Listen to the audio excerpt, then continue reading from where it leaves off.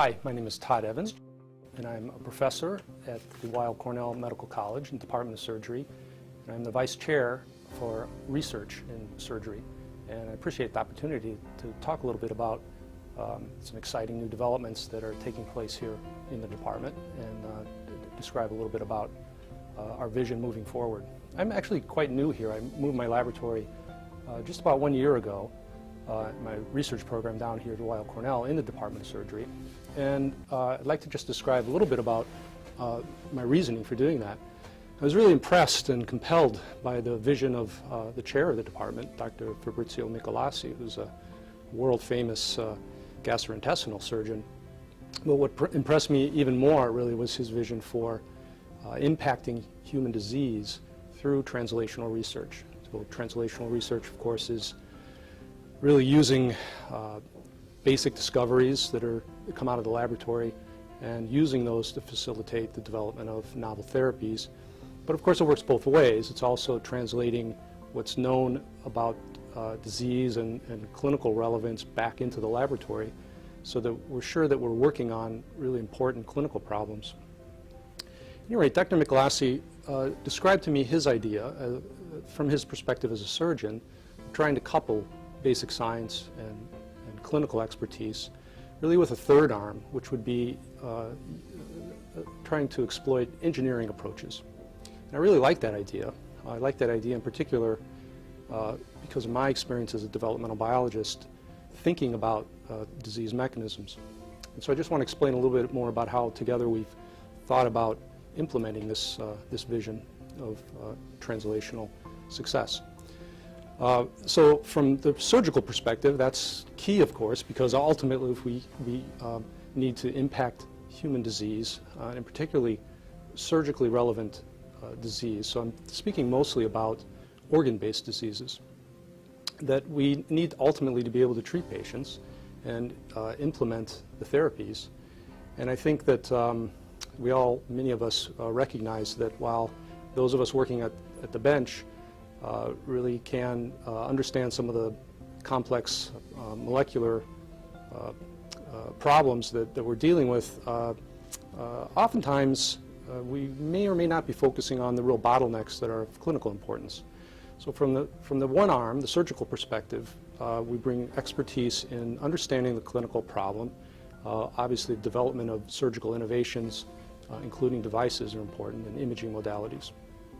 The second arm, really, of this team approach is from the basic science perspective. And so together we've thought about that, and I thought it made a lot of sense to bring to that really a stem cell biology approach. So I'm a developmental biologist, and when I think about organs, I think about the way they're built. I try to understand during normal development, during normal embryogenesis, how organ systems are set up. That means how stem cell populations are born, how they are induced to differentiate into specific lineages and build organs.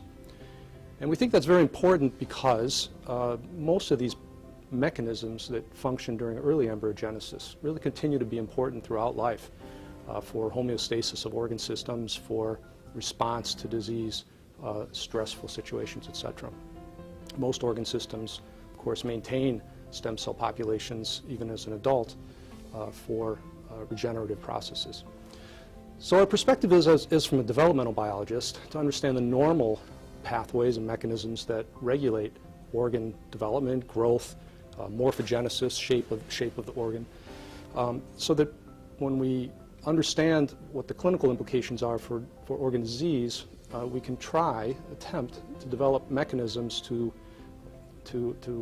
bring those pathways back into a regenerative process.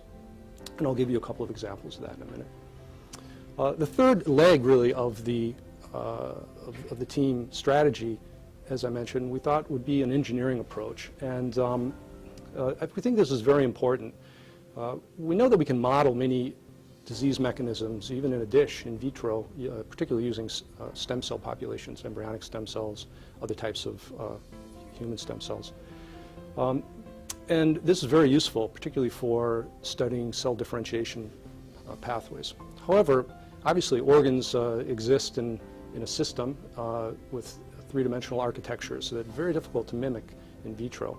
And many of the processes that impact regeneration aren't simply functioning at the genetic or epigenetic level. I mean, ultimately they do impinge on that, but they involve stresses and strains and features that are more difficult to model in our simple in vitro, or even very difficult to model in vivo in animal models.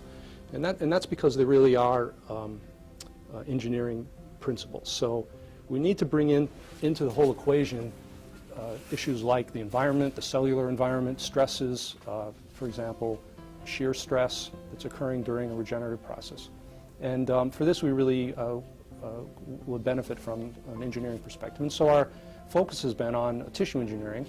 And for this, we needed partners. And so Dr. Michelasi really teamed up very early with our partners at Cornell Ithaca in the biomedical engineering program, which is headed by Dr. Michael Schuler, and really brings expertise in trying to use tissue engineering approaches. So bringing a stem cell perspective into a clinically relevant, damaged, diseased environment, and then using engineering approaches to build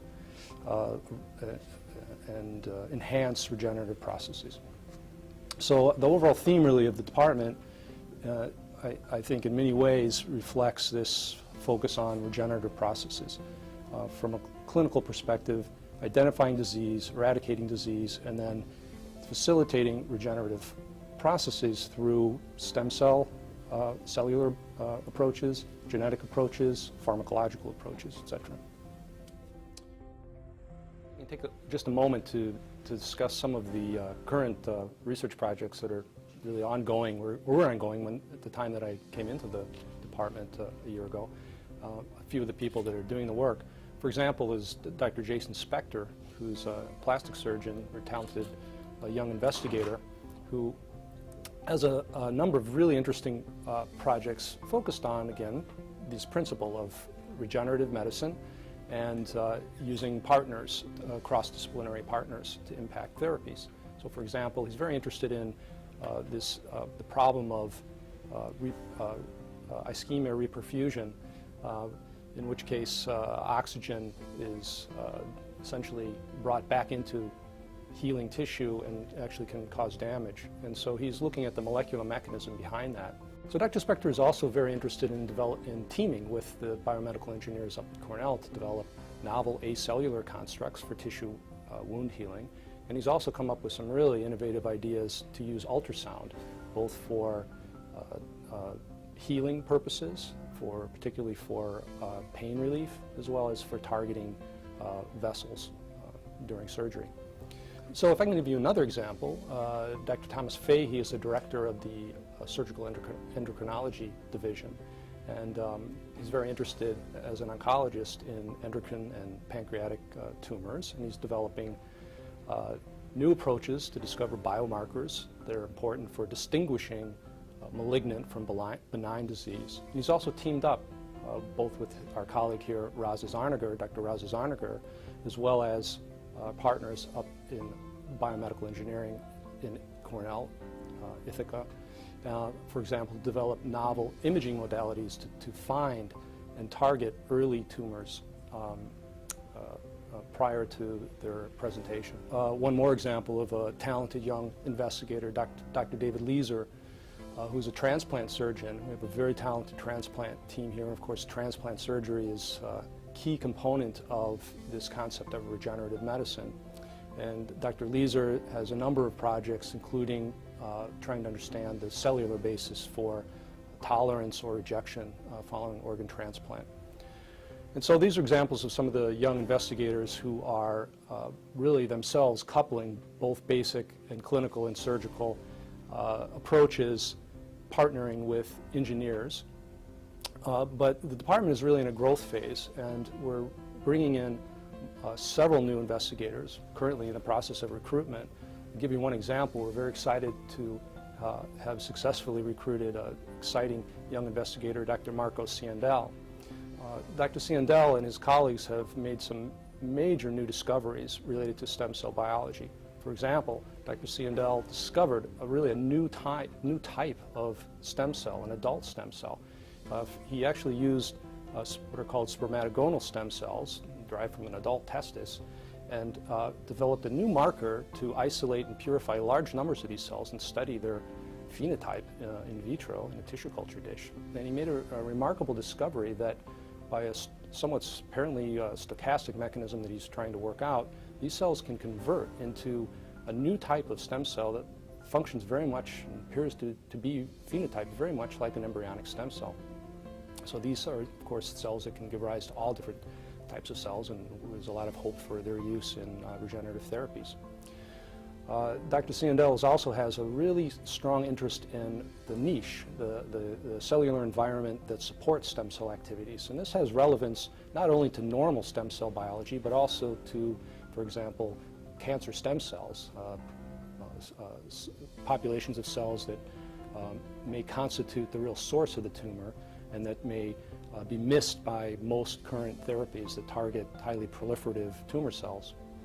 And so this very interesting balance between a normal stem cell and a cancer stem cell is of real interest right now, and Dr. Ciandel is developing approaches both using, again, tissue culture approaches and also animal models to study the relationship of these both the stem cells themselves, but also the niche that may normally support and be required for supporting normal stem cell activity, but may be essentially subverted to actually support cancer stem cell phenotype.